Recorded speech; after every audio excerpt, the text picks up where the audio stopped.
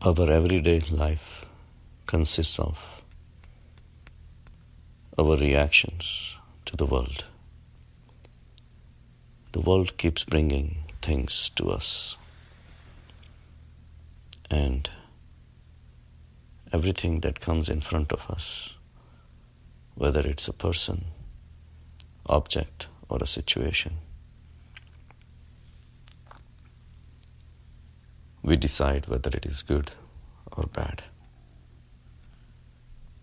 The good we like, and we make efforts to acquire more and more of the goodness in life. And the bad things frighten us, and we try to make situation better so that the bad situation goes away.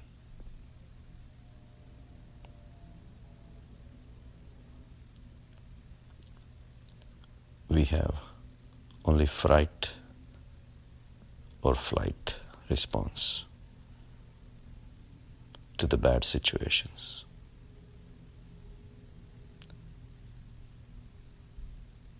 The good situations makes us tempted for running towards them, and bad situations make us tempted to run away from it. Either way, we are running. Running requires mind. Running requires activity.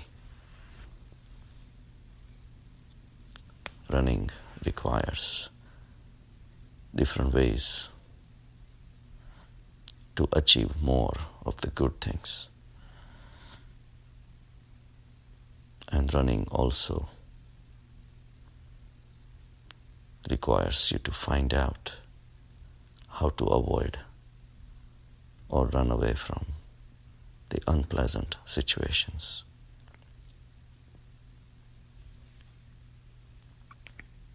So all day long, our mind keeps running. When good things are happening in life, we like it and we want to build upon it.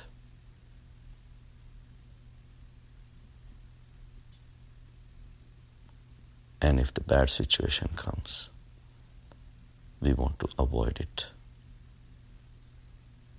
We don't want to face it, and we are continuously thinking of ways to respond to it.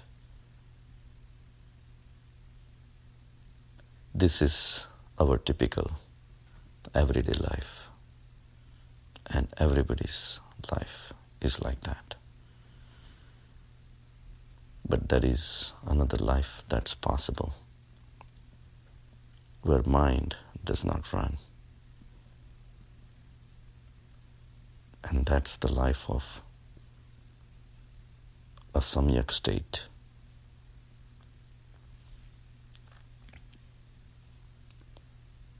In the samyag state, mind does not run. There is peace, there is tranquility. The world does not remain capable of moving our mind, making us restless, making us run. Running is suffering. Running is stressful. Resting is the samyag state. So how do we reach to the samyag state?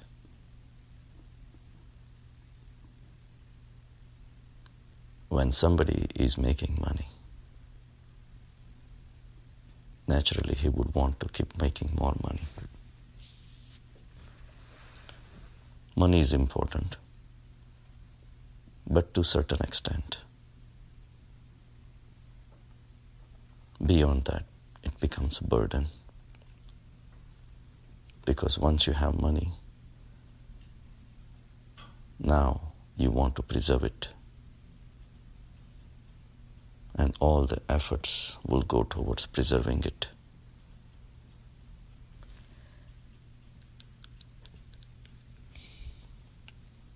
In the right settings, with the right frame of mind of the people around you, that will make perfect sense. That yes, I have worked so hard to make this money. Now I have to work hard again to preserve it. We never realize that all these things may be fine, except the clock is ticking. We keep running all our life towards something that will never extend our life, if at all may shorten it, but definitely cannot extend our life. And when the life ends, everything meets dust to dust, ashes to ashes. So why do we still keep doing what seems is a futile thing?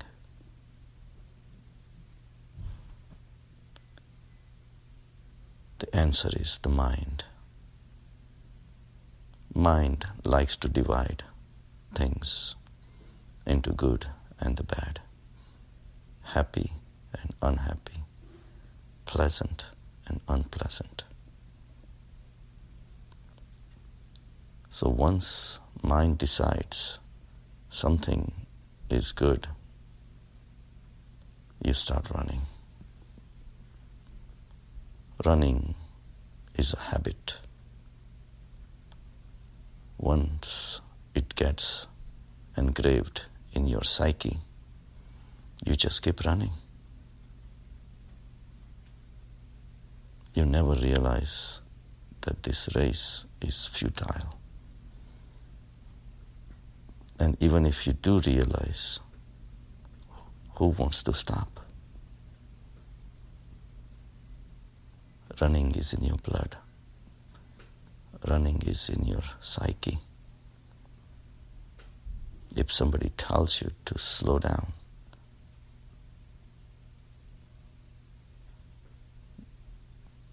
you don't like it.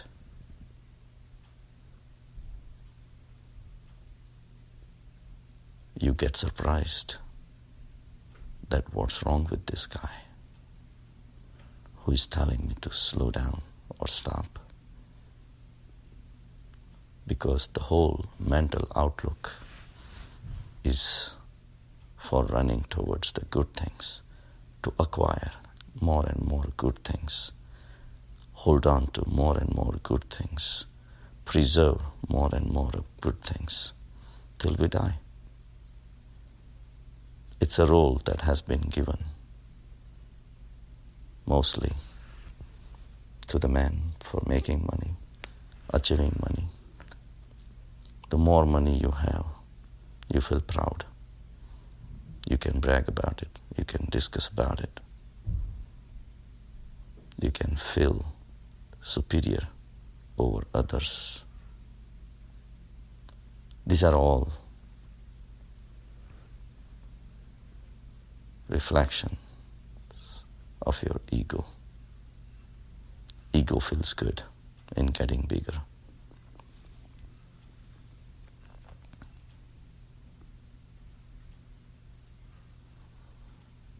So what's wrong with this? Running towards good things makes sense for the mind. And the mind sets off into this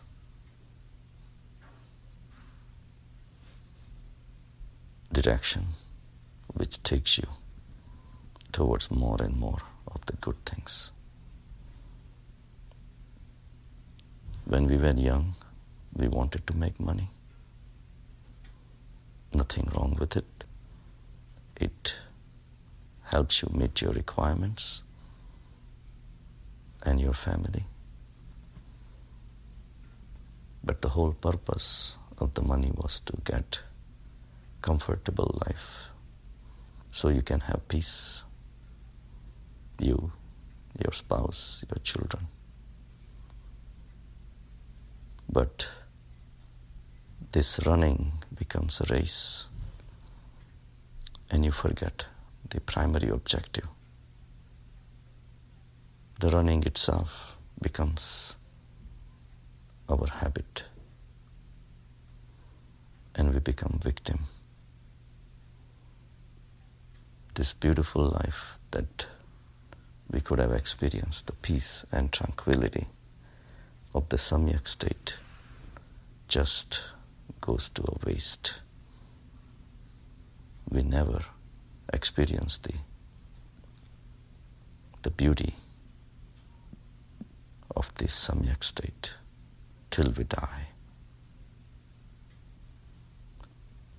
Who has taken all these accumulations ever with them?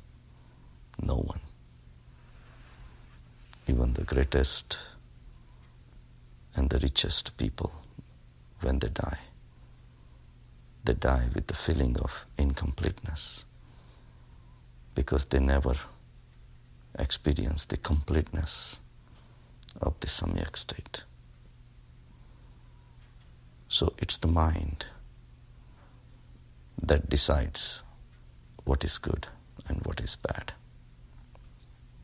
And deep inside, it's your ego, which is a tool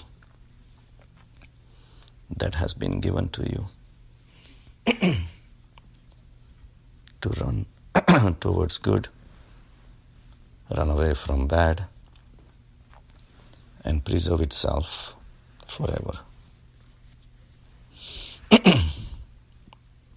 But this thing does not happen.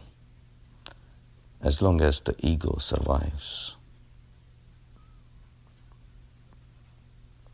you cannot meet the universal consciousness, which could be bathing you here, right now. But you don't see it.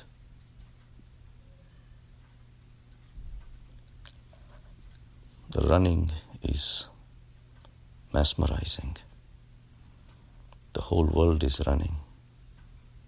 It seems appropriate to run. But nobody talks about the enjoyments of not running. And if he does, he's not part of the group. It's boring. That's where we suffer. Because running towards something which is never gonna be ours permanently, does that make sense? So running towards the good thing is robbing you of your birthright to experience this samyag state. Only the deeper states of meditation can make you realize this running is useless, it's futile. So whenever things are going good, be aware that you are still in control. Know your limits. Understand the finiteness of these pleasures which are going to end with your death. If not sooner, life goes up, life goes down. Your total preoccupation to acquire more and more, and preoccupation to hold on to more and more, is the craziness of the mind, the play of the mind. that you have to realize.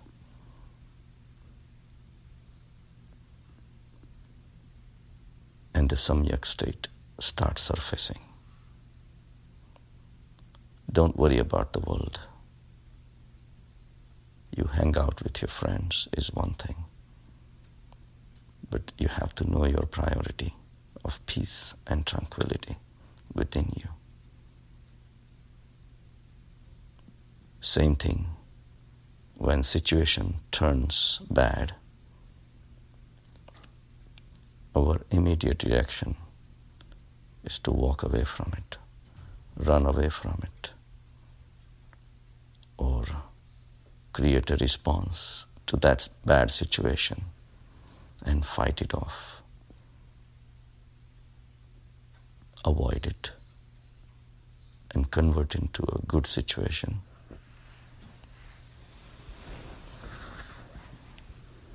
We never realize that this also requires running, finding out ways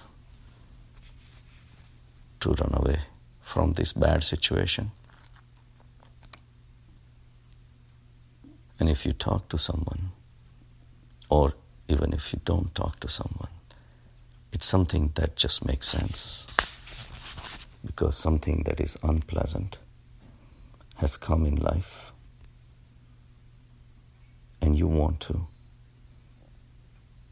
run away from it. Find out the ways to change the situation. Come up with arguments to rebut the person who has brought this situation in your life, or whatever. But again, it's the mind that does not like this unpleasant situation and wants to convert into a better situation. Deep inside, it's your ego. Ego wants pleasure all the time.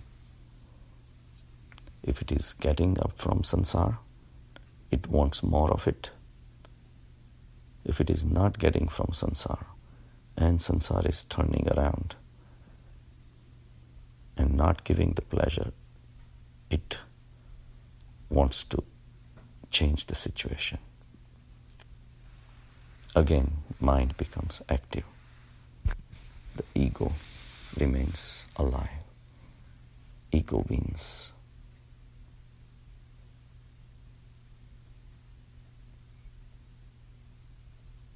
So the bad situations also does not let you go into the samyag state where there are no thoughts. And if you ask someone, they will say, it's logical. I don't like this. I want to run away from it. What's wrong with this? The thing that is wrong with it is whatever is brought to you. It's a series of events that have brought the unpleasant situation in front of you. It is something which is beyond your control.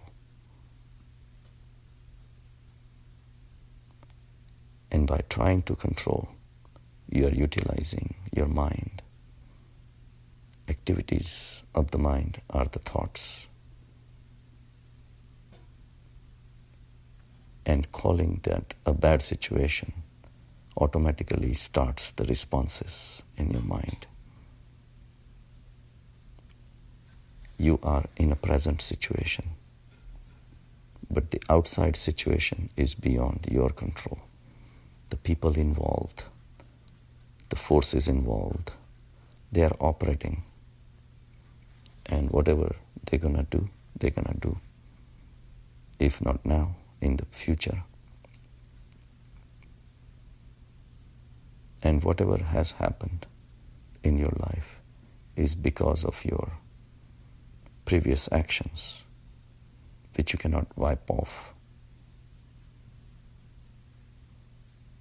So your present situation, if it is unpleasant, it's because of your past actions. And your future is going to be determined by the society, none of which is under control. So running of the mind seems useless. So what does a person do in this situation? Understanding that whatever has happened is because of the past actions, which cannot be erased, leads you to accept the situation as it is. Also realizing that changing the future is not possible for you, because you are not the one who's going to write the future. The world is going to write the future. The people involved are going to write the future. So thinking of the future also does not change anything. So to remain in the present moment without calling it a bad situation gives you the peace. Running towards good seems justifiable when it is good. But running away from the bad situation seems totally justifiable, but is meaningless, because the situation that's in front of you was inevitable. It was going to happen because of your past actions. And more actions are going to lead to more sufferings. So to remain in a steady state and face the situation 100% as it is, without any running of the minds, without any thoughts, because thoughts connect you to the past, thoughts connect you to the future. But the samyag state is the present state. In this present state,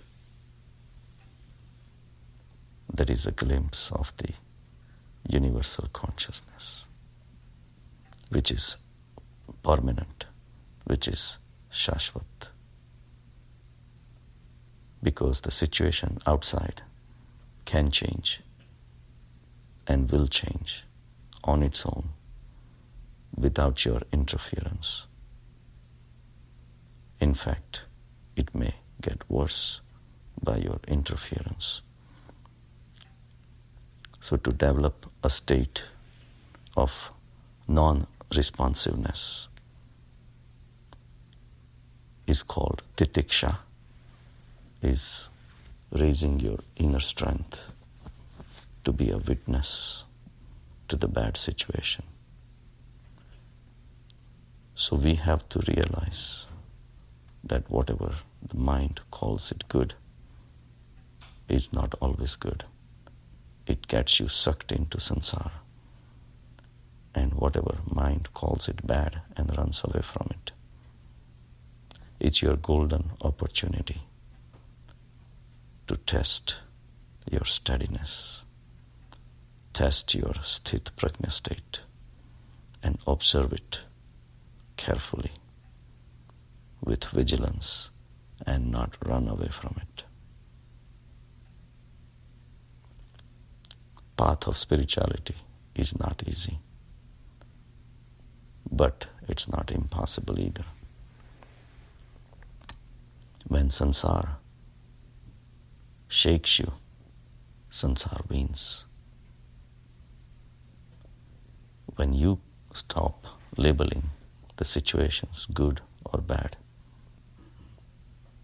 that's when the samyag state starts building inside you. You become a witness of the sansar.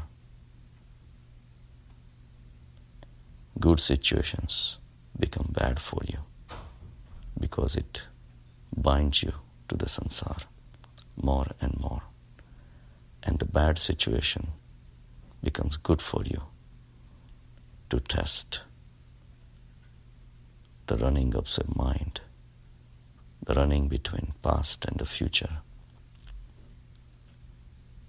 All the runnings have to stop to experience the samyag state. Buddha called this state tathata, means everything that comes is acceptable. Everything that is brought to you is okay. And the tranquility of the samyag states starts surfacing by itself. And in that state, there is no suffering.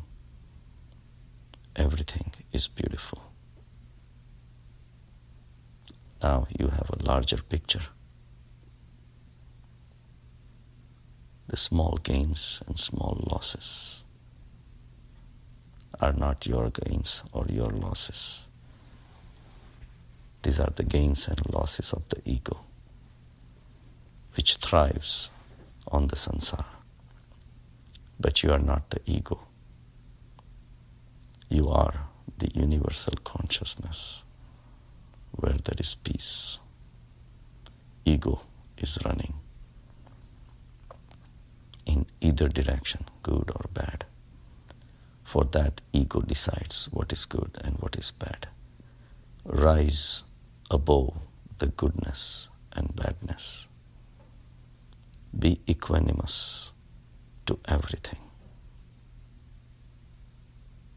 and you reach the samyag state. Have a good day.